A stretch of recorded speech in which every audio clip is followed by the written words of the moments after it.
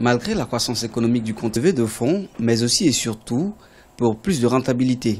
Si vous voulez, c'est un creuset donc de placement de l'épargne des ménages, des particuliers, des professionnels ou même des entreprises, donc en vue donc de retirer une certaine rentabilité. Vous voyez? Donc on y retrouve bien des États, des particuliers, des sociétés, et chacun vient en fonction de ses besoins. Donc vous avez ceux qui ont besoin des capitaux et ceux qui également qui en disposent pour placer. Au Burkina Faso, seules 2 entreprises sont à ce jour cotées en bourse, notamment une banque et une maison de téléphonie.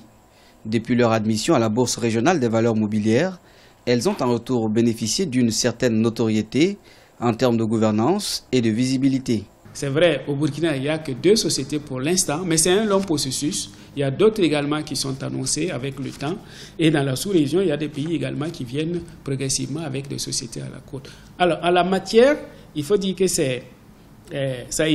émane d'une décision stratégique. Quand on décide d'introduire une société à la bourse, c'est un processus stratégique avec des retombées, des attentes qui sont formulées autour de l'opération. Et par conséquent, donc, les acteurs, les promoteurs, généralement prennent le temps donc, de s'assurer de la faisabilité de leur opération avant de s'y aventurer.